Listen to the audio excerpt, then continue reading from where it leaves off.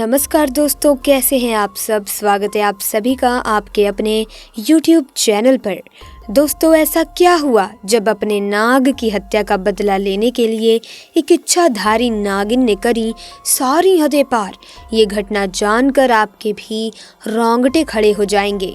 दोस्तों, राजस्थान के एक छोटे से गांव में खेत के समीप एक कुएं में इच्छाधारी नाग और नागिन का जोड़ा रहा करता था। एक रात्रि की बात है जब इच्छाधारी नागिन अपना रूप बदलकर विजयपुर गांव में यूं ही भ्रमण के लिए निकली हुई थी और कुएं के पास उस समय इच्छाधारी नाग सो रहा था। उस समय वहां बहुत अंधेरा था। जय और वीरू नाम के दो किसान अपने खेत का सारा काम निपटाकर उसी कुएं के पास से गुजर रहे थे। ऐसे में अंधेरे में भूलवश जय का एक पैर इच्छाधारी नाग के फन पर रख गया।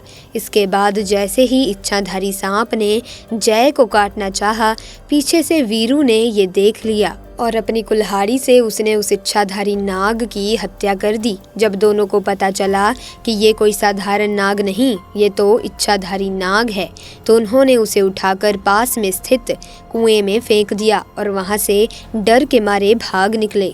उधर जब इच्छाधारी नागिन कुएं के पास लौट कर आई तो अपने मृत नाग को कुएं में देखकर वो बेसुध हो गई। उस नाग की आंखों में उसने कातिलों को देख लिया था। उसके दिमाग में बस एक ही शब्द चल रहा था और वो था बदला। उसके अंदर बदले की भावना की आग जल चुकी थी।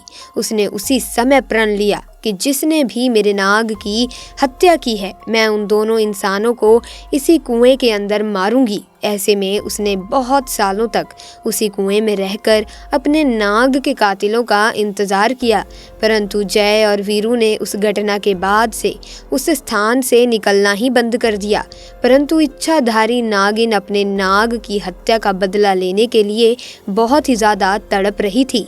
उसके सब्र का बांध अब टूट चुका था और उसने निश्चय किया कि अब मैं गांव में जाकर ही उन दोनों हत्यारों से बदला लूंगी।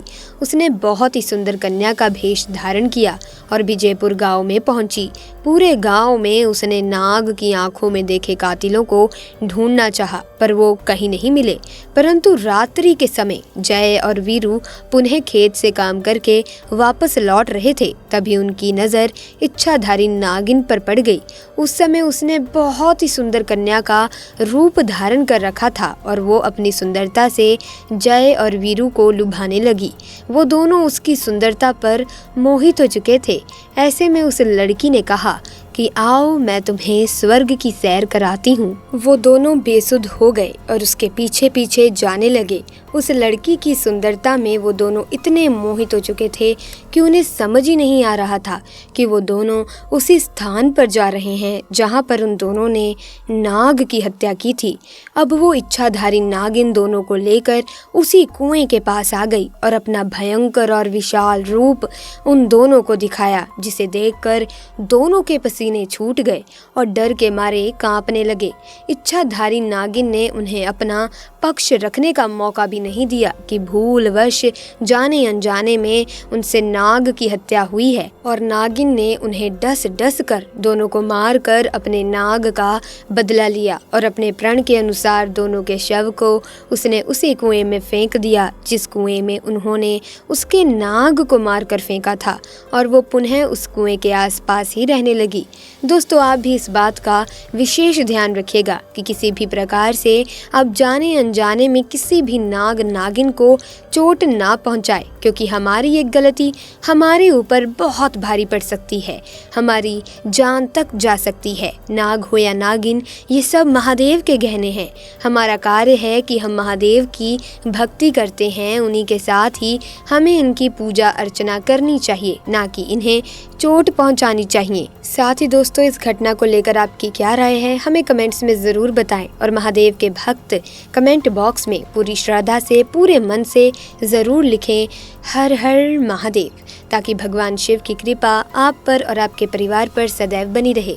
वीडियो को लाइक और शेयर करना ना भूलें और इसी तरह की वीडियोस की अपडेट पाने के लिए हमारे चैनल को सब्सक्राइब करके बेल आइकन को प्रेस कर दें, ताकि नए वीडियोस की अपडेट आपको मिलती रहे। आपका बहुत बहुत धन्यवाद।